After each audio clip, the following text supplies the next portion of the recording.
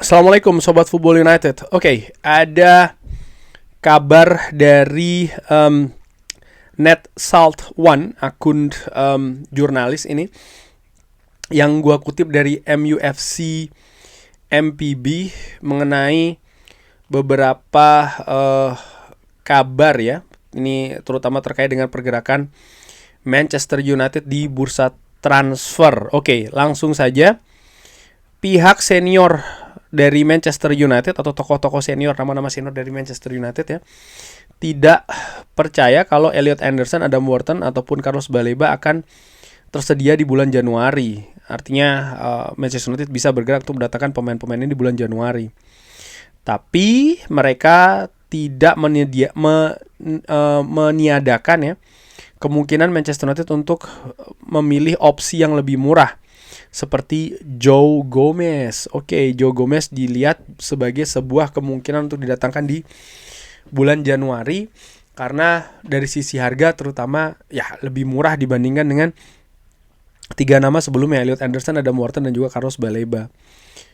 Sebelum gue bahas, gue ingin ke kabar selanjutnya juga nanti akan dibahas, tapi gue sebutkan dulu bagaimana ada beberapa pihak yang dekat dengan Joshua Zirkzee sekarang percaya bahwa ada peluang yang sangat krusial yang terbuka untuk sang pemain bisa mendapatkan menit bermain yang lebih banyak saat ini ya, menurut gue. Ya, oke, sekarang akan langsung dibahas dua kabar ini. Menurut gue sangat masuk akal bahwa Joshua Zirkzee, pihak dari Joshua Zirkzee percaya saat inilah waktunya datang gitu. Dimana dengan cederanya Benjamin Sesko dikabarkan 1 bulan ya, dan bisa jadi lebih panjang dengan masa pemulihan tentu saja nanti setelah periode recovery ini terjadi. Ada yang berkata 3 pekan, ada yang 4 pekan. Menurut gue mungkin idealnya antara 3 sampai 5 gitu ya. Gue berharap sih Benjamin Sesko bisa kembali secepatnya tentu saja, tapi apa yang terjadi saat ini merupakan sesuatu yang mungkin dinantikan oleh Joshua Zirkzee, yaitu adalah peluang bermain di Manchester United, mendapatkan menit bermain yang lebih banyak. Saat ini pilihan tidak banyak ya di lini depan Manchester United. Ada beberapa pendapat yang mengatakan ya saat ini waktunya Chido Obi dengan Joshua Zirkzee. No dalam arti bukan untuk Chido Obi, sorry. Chido Obi masih sangat mentah, terlihat dari musim lalu. Masih ada beberapa level yang harus dia lalui dulu. Musim lalu pun juga sudah sering berseliweran pendapat-pendapat seperti ini di banyak sosial media, di banyak beberapa pembahasan di YouTube juga yang gue ikuti, yang mengatakan bahwa pada saat itu ketika Manchester United kesulitan lini depan adalah oke, saat ini waktunya Chido Obi, gantungkan harapan ke Chido Obi. Gue melihat tidak demikian, terutama dari apa yang ditunjukkan di musim lalu. Masih ada hal yang harus dilalui dulu oleh Chido Obi untuk bisa ya diandalkan atau bahkan bisa dipilih sebagai opsi untuk Manchester United. Levelnya menurut gue masih ada gap gitu ya, terutama dari level kompetisi yang dilalui. Nah, bagaimana dengan Joshua Zirkzee sendiri? Ya ini peluang menurut gue, dia besar kemungkinan memang akan bahkan langsung tampil sebagai starter. Tapi apakah ini akan menjadi sesuatu yang permanen? Ini yang harus diperhatikan. Kenapa? Karena ya kalau dia tampil tidak maksimal, kalau dia tampil buruk, Ruben Amorim sudah punya plan-plan lainnya. Jangan lupa Ruben Amorim pernah memainkan nama-nama lain ya di posisi depan. Misalnya Cunha pernah ditarik ke depan ya, lalu pun juga seorang Mason Mount pernah menempati ujung tombak bermain sebagai false nine. Mbumo menurut gue juga punya kapasitas untuk bermain sebagai ujung tombak paling depan.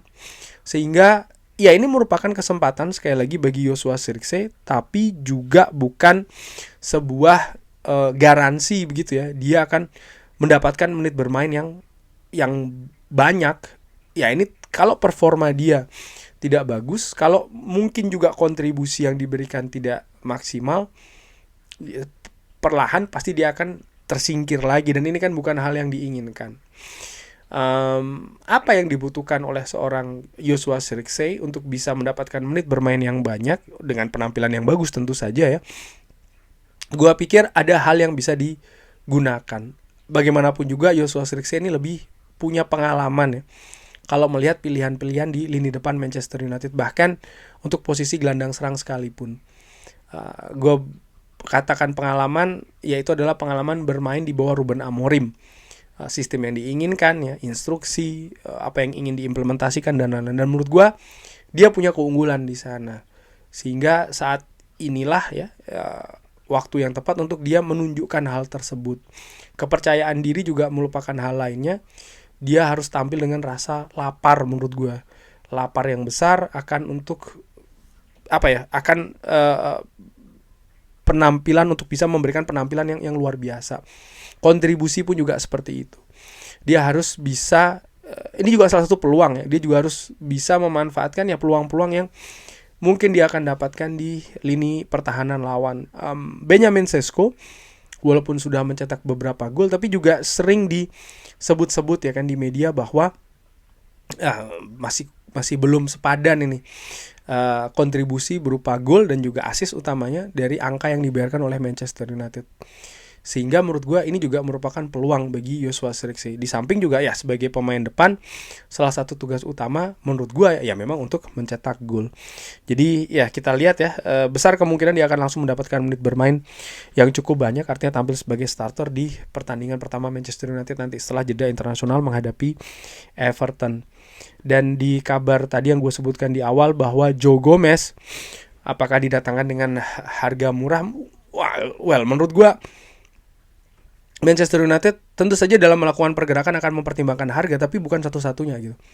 Kita melihat bagaimana Manchester United juga mengeluarkan angka yang tinggi kan untuk Benjamin Sesko karena dinilai memang masuk rencana mereka begitu.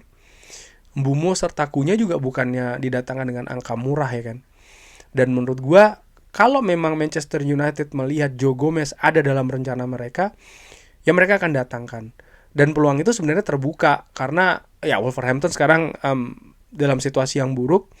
Mungkin ada beberapa pemain, ada beberapa nama yang sudah mulai berpikir untuk lompat dari kapal yang akan tenggelam ya. Tapi sekali lagi sih, gue tidak menilai harga itu hanya menjadi satu-satunya pertimbangan Manchester United apakah akan bergerak di bursa Januari atau tidak.